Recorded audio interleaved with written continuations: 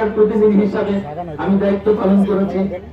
এরপর আমি উপজেলা পরিষদ চেয়ারম্যান নারায়ণগঞ্জ সদর হওয়ার পরে আমি এই এলাকার প্রতিনিধিত্ব করেছি। পার্লামেন্ট মেম্বার হয়েও, নির্বাচিত এলাকা 4 থেকে পার্লামেন্ট মেম্বার হয়েও এই এলাকার উন্নয়নে কাজ করেছে। আদমজি জুট মিলের ইতিহাস আপনারা জানেন। স্বাধীনতার পরে কিছু অসাধু ব্যক্তি লুটপাট করে খেত, সেজন্য হাজার হাজার কোটি টাকা বাংলাদেশে অর্থ ধ্বংস হয়ে গেছে, লুটপাট হয়ে গেছে।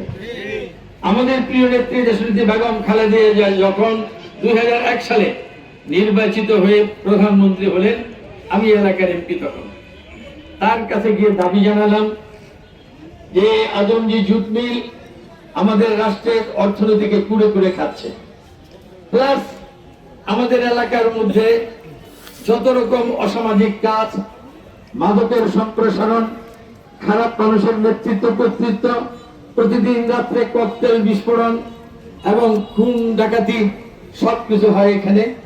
এটাকে বন্ধ করে এখানে একটা শিল্প পার্ক অথবা ইপিজেড করতে হবে। তিনি বললেন, তৎকালীন যিনি অর্থমন্ত্রী ছিলেন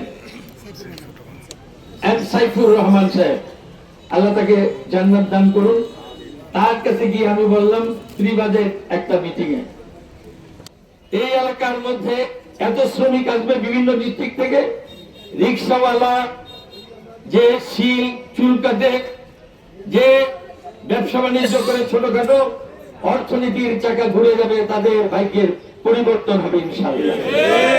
এখানে অর্থনৈতিক উন্নয়ন হবে। আরেকটা কথা বলেছিলাম এই কদমতলী এবং সুমিলপাড়ার মানুষের, এখানে ককটেল বিস্ফোরণে সকালে ঘুম ভাঙত এবং রাত্রে মানুষ জেগে উঠত। রামদা কিরিজ নিয়ে এখানে রক্তের গুলি খেলা হতো। সেই কারণে এই এলাকার জায়গা সম্পত্তির দাম তেমন উল্লেখযোগ্য ছিল না বললেই চলে। আপনারা জানেন, কোন ভদ্র মানুষ, ভালো মানুষ এসে এই এলাকায় বসবাস করবে, জায়গা কিনবে, এমন মানুষই ছিল না। পৌরসভা এবং এই ইপিজেড হওয়ার পরে আজকে এখানকার জমির মূল্য কত, কিন্তু এই এলাকার মানুষের প্রতি আমার একটা রাগও আছে। যেখানে 10,000 টাকা, 20,000 টাকা, 50,000 টাকা শতাংশ জায়গা ছিল, সেই জায়গায় আজকে কত টাকা আমি 30-40 লাখ। আমাকে এত লাভ হওয়ার পরও মানুষগুলা দাওয়াত দিয়ে খায় না। কত লাভবান হয়েছে কল্পনা করা যায় না।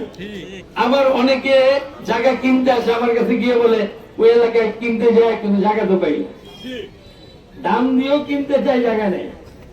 তো এই এলাকার মানুষের প্রতিনিধি আমি, ছাত্র জীবনতে হয়ে আমি দূরদৃষ্টি নিয়ে চিন্তা করে কিভাবে এলাকাকে উন্নয়ন করা যায়, এলাকার মানুষের কল্যাণ সাধন করা যায়, এই কাজগুলো করেছি। আজকে যদি আপনারা আমার কথাগুলো গুরুত্ব দিয়ে আপনারা বুঝার চেষ্টা করেন, চিন্তা করেন, তাহলে বুঝতে পারবেন যে এই উন্নয়নের পিছনে আমি কি কাজ আপনাদের করেছি। আজকে সারা দেশে কত হাজার মহিলা পুরুষ এই ইপিজেডে কাজ করে আপনারা হিসাব করে দেখবেন। এই এখন আমি গাড়ি নিয়ে আসতেছিলাম মেইন রোড দিয়ে, আমি আসতে পারলাম না।